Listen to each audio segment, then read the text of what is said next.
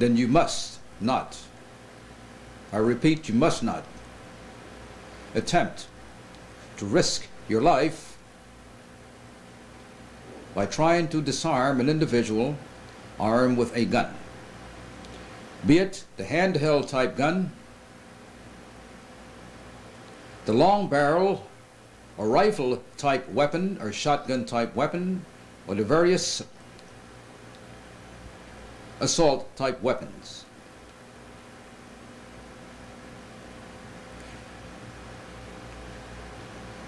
Belief in yourself, constant training, repetitious training, realistic training will ultimately play a very important part in how an individual will react in the very tangible face of danger or death. In this instance, danger and death is the embodiment of an individual who is armed with a gun. Remember, you cannot move faster than the bullet can travel. What you can do by utilizing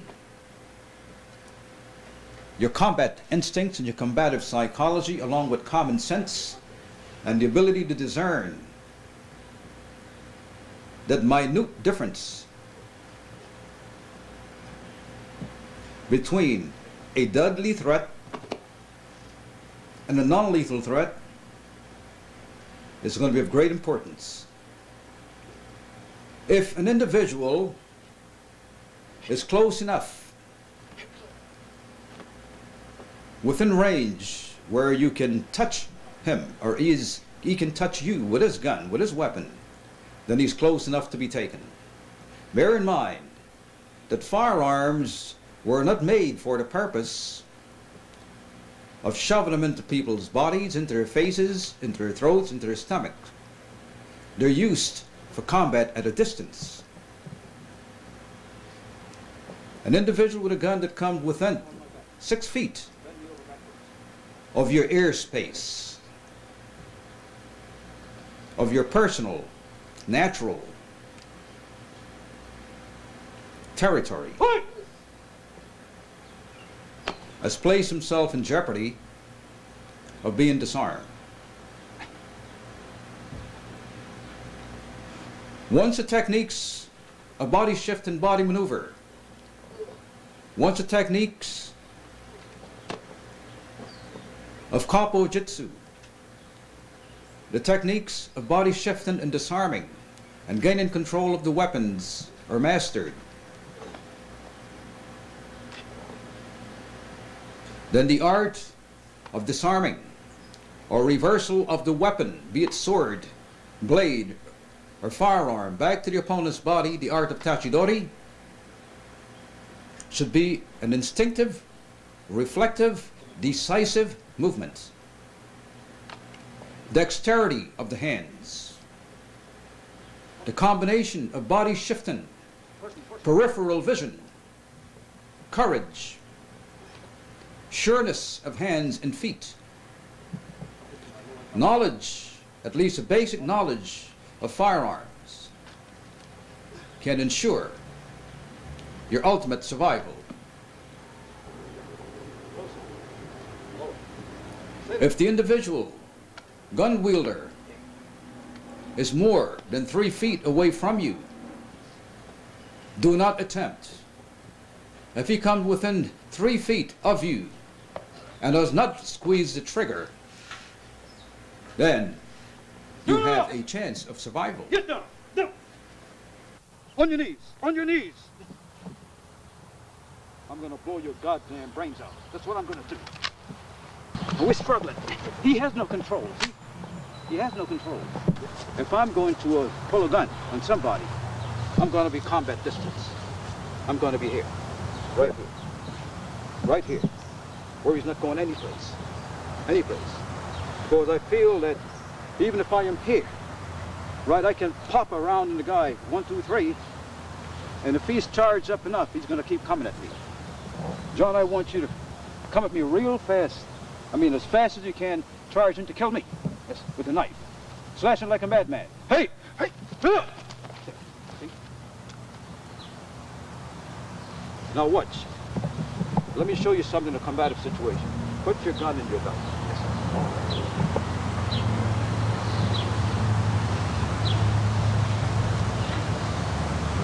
I'm going to try to kill you before you get your weapon out. Hey! Hey! See, I stopped him from getting it out. You got to take all this into consideration.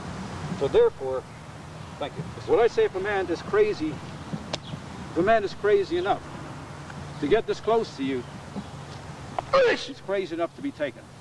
The only time that anybody gets that close to somebody else is if it's going to be low profile, to take them someplace. Come on, smile and let's go. Yes, sir. You know, take them someplace to alleviate suspicions. Or from behind, take the man down, keeping him close, off balance. You're not going any place. So here. Not much, very many martial artists can do, because the weapon is up here. You see? Then you have ways where the man can come up under you, place it right up under your armpit. Or come up behind you. Turn away from me. Yes, sir. Turn away. Right here. You see? Where are you going to go? There's nothing. So therefore, it's important when we get an opportunity to disarm a man to close, move the weapon and your body out of the path of the bullet simultaneously. Gaining control of the weapon. Now, when we say gain control of the weapon, you may have a derringer, which is about 1 inch long. Then you probably try to grab the guy's fist. If it's a 2-inch snub nose, you got to reach closer. It all depends on the length of the barrel. This is the good weapon to work against. Rifle is easier, shotgun's easier. You get within range. Now, the basics. To my stomach. Another thing is that you notice that the old cliche is to, oh, I'm sorry, don't shoot. That's fine. You might make somebody nervous, they might shoot. The idea is to move in a relaxed manner without telegraphing your intention and shifting your body out of harm's way, gaining control of the weapon. From here, your major threat is minimized, which is that round. You can deal with a kick if he wants it from here, whatever. If he releases one hand and throw a punch, you can still deal with it. Then all was redirected back to your opponent. Right back to him, gaining control of it. Or you can lose it again. You can hit, and you can kick. Do whatever you have to do. Again, watch me shift my body. Shift. Once more. Shift and gain control. Up to the head. Draw up and gain control. Side of my head. Side step. Away from the muzzle, gain control, bring the muzzle back to your opponent. Always back to him. You can kick a guy in the heat of combat, miss his groin and hit him here, and he still has control of the weapon. And a dying man can still kill you. So all I do is to eliminate all possibilities of that round going off, even as an aftermath. I've seen guys, you know, stabbed and shot and dying, and still killed. So we have to minimize, alleviate all possibilities. Okay. In between my eyes. Up again close. And you try to squeeze the trigger when you can. Here. I want you to stick it into my left kidney. How you shift your body is important. If I turn this way, I'm going to get shot. Too much to cover. Here. Safer. Less angles. Less angles to cover. Control action. Paralyzing technique. And then you can shoot if you have to. The whole idea is to gain control of the weapon. Into here. Up onto my armpit. Yes, and twist my arm. Grab my left arm. Yes. Shove it up there. Get me on my toes. Yes. On my toes. Yes. And try to squeeze the trigger when you can. Can't. Because I'm out of the way. Take down. Gain control of the weapon.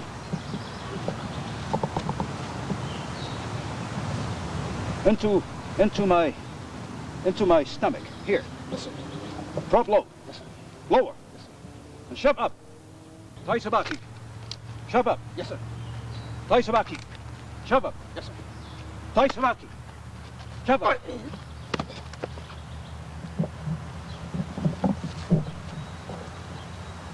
shove it up in, shove it into my ear. Yes, sir. And then grab me anywhere you want to while you shove it into my ear. Yes, sir. Try to mobilize me. I'm waiting for you, John. Yes, sir. Into my ear. Yes, sir. Under the slightest move, you blow my head off. Yes, sir. Hey. Taijutsu, Taisawaki. Body shifting. Gaining control of the weapon. Here. Slow motion. Come within 6 inches of my face. Yes, sir. 2-hand hold. This is a gamble, but he's within touch distance. If you can touch him, you can disarm him. Crazy. Again, you shift your body and move your hands at the same time. Shift your body, move your hands at the same time. Once more. Yes, sir. Again. Shift your body. Always keep that muzzle away from you. If you bring it across your face, Ron going off will hit you as an afterthought. Anyhow you want to. But come within 12 inches. 12 inches. Yes, sir. Again, he's close enough. Remember, nobody can move, no martial artist alive can move faster than a bullet. But if you do not telegraph your intention, and if you do not even look directly at your attacker, and you pretend and you project fear, you can off balance. Utilize the element of surprise. Always when to disarm a weapon, you gain control of the weapon and turn your muzzle away from you, at least away from you, and always back at the attacker. Anytime a gun-wielding opponent get within 6 feet of you, he has violated your natural order of things, your defense perimeter. So let's assume now that the opponent has moved within 6 feet, and he decided that psychologically he wants to punish me psychologically, to instill fear and to dominate the situation. And he comes in and he places that muzzle right between my eyes. What? Right between my eyes, up against my forehead. And he tells me to put your hands in back of your head. Go ahead. Put your hands back of your head. You comply. It's another this is another great misnomer, because your hands here, you can't react. Because you can't react, because here you've already reacted and moved the weapon out of harm's way. That's the first thing that you want to do. You've gained control of the weapon, and always after gaining control of the weapon, make sure that your opponent cannot pull away to recover the weapon. You hit him to stun him, to hurt him. Still gaining control of the weapon. Then at this point you can do as you see fit, to disarm and always back off. Once more. We'll do it again. Come.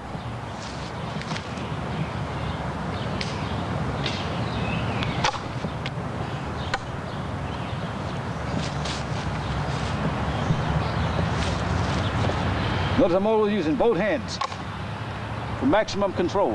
One hand, pull away, pull, pull. Your opponent can take it back. 2 hands, you control it better. Once more. Into my throat. Shift the body. Gaining control of the weapon. The muzzle's away from you. Now from here, you can reverse it back onto your opponent. Reverse it back.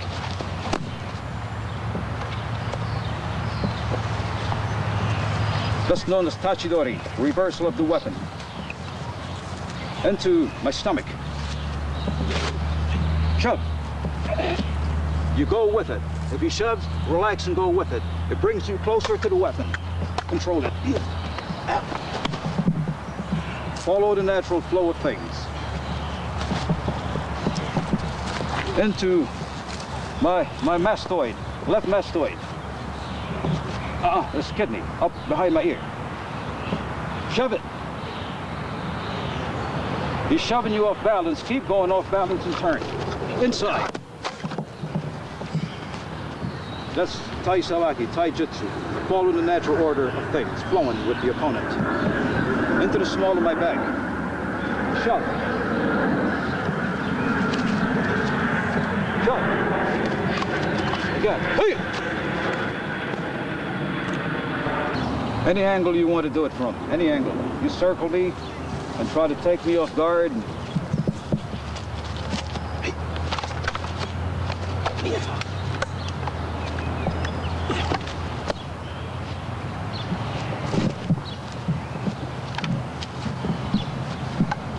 At any angle.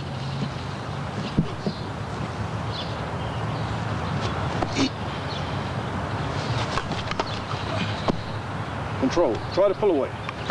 Lock. Pull. Pull. Hey. Release it.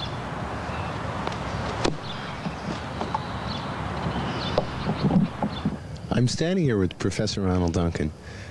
Mr. Duncan, you have shown us a number of techniques from a style which is known as ninjutsu, or your particular branch of this is called. What would you enlighten us to? Well, first of all, I'd like to just to clarify a couple of points. Okay. There are two widely known schools or philosophies or thoughts of ninjutsu in Japan, as practiced in Japan. You have a form of philosophies that originated in the Iga provinces of Japan. And then you have another trend of thought that originated in the Koga provinces of Japan. Now, there were various families. I will say roughly there were over 40 families, if I am not mistaken, in the Iga province, and over 55 to 60 families in the Koga region of Japan. Now, I am myself a practitioner of numerous of the philosophies and studies of ninjutsu which originated in the Koga regions. Among those are the Gendai Ryu, we have the Naha Ryu, we have the Katori Shinto Ryu, we have the Masaki Ryu, we have various Ryus of thought. I use the generic term of Koga Ryu ninjutsu, and I've used it for many years, I'll say over now 24 years, because what I've done is I have compiled various of the elements that make up ninjutsu, the various levels of training, with the various empty-handed combats, the philosophies and strategies and tactics, along with the weapon aspects of it, and I've placed them under, and correctly so, under the Koga Ryu system. So I am of the Koga philosophy and the Koga Ryu ninja systems, and I've studied various of them, many of them, including empty-hand, weaponry, strategies, and tactics. We saw some of these students crawling in a specific fashion. Now, when you tell one of the students to do this crawl the first time, is this something that he then crawls the way he knew how to crawl, and then you have to reteach him to crawl in the manner that would be prescribed? No, absolutely not, because everybody, first of all, as infants, we learn how to crawl, right? And as toddlers, we can learn how to creep. And as we grow older, then again, we don't bother to crawl. But crawling is it's a natural part of man's psychological makeup and physical makeup. So what I do teach my students, what ninjutsu try to teach individuals, learn how to control body movements and control body action, utilizing a large amount of self-imposed discipline to exercise certain type of various approaches, which comes under the heading of stealth maneuvering, or maneuvering of invisibility, maneuvering of blending, and so forth, and also for infiltration and for also silent tactics of attack and defense.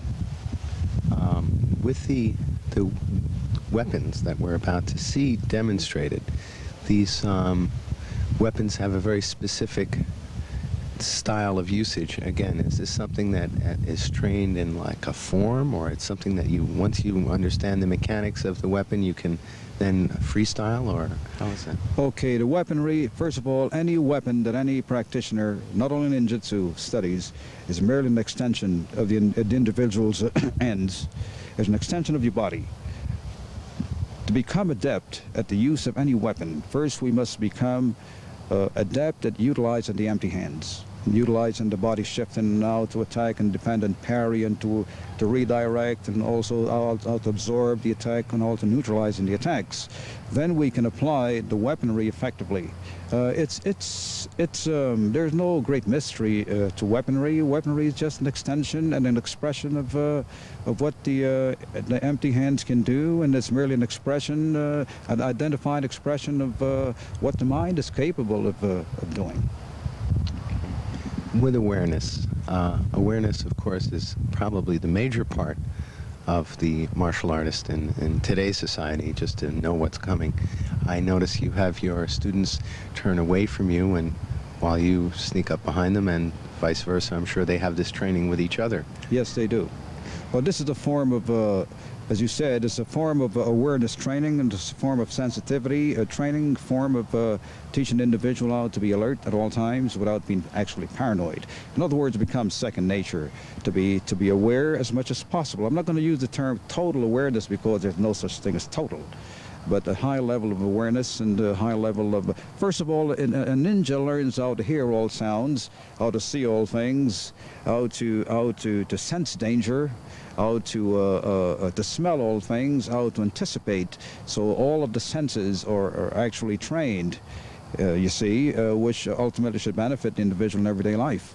So these type of exercises are good exercises in the event an individual will find a specific need to defend his or herself under various conditions. They'll be able to do so.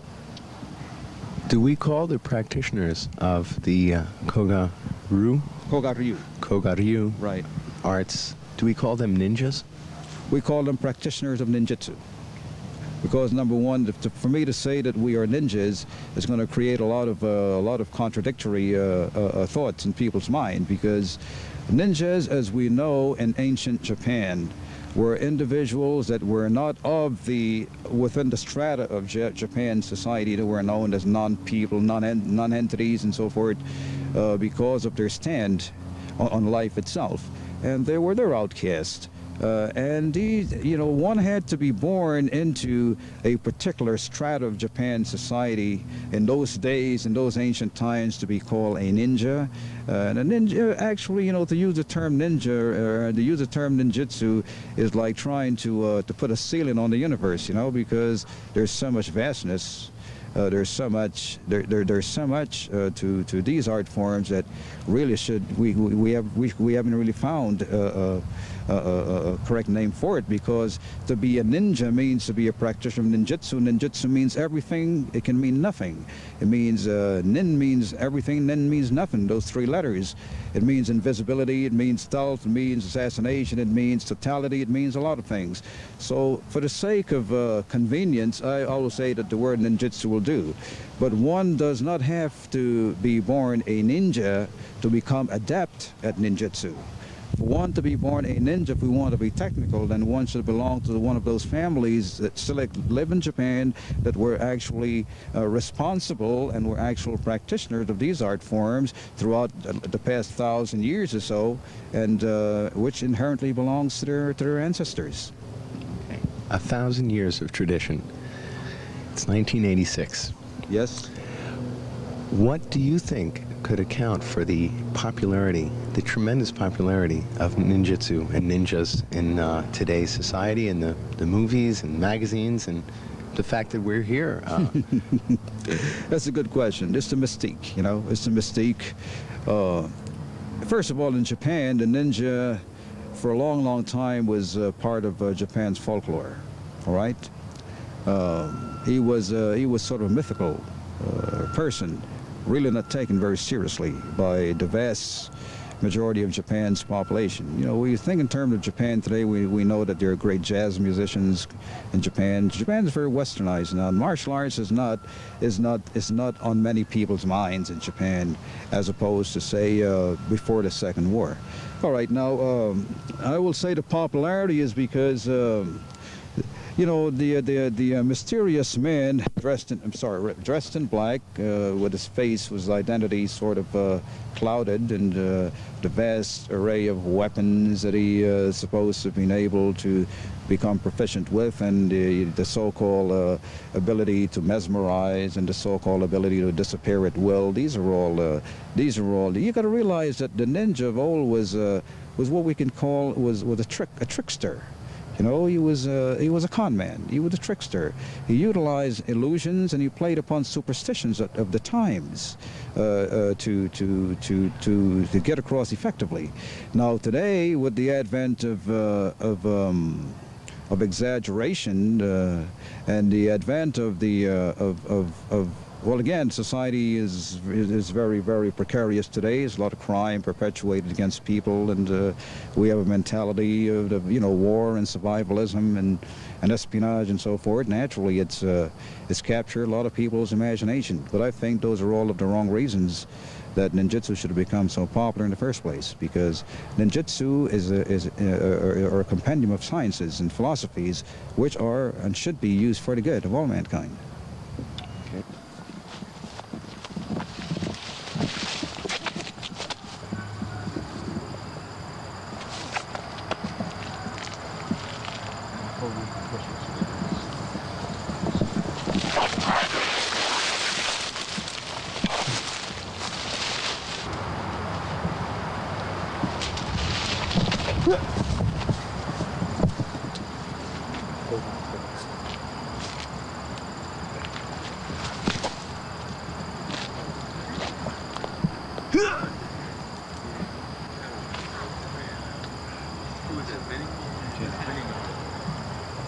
Do it again.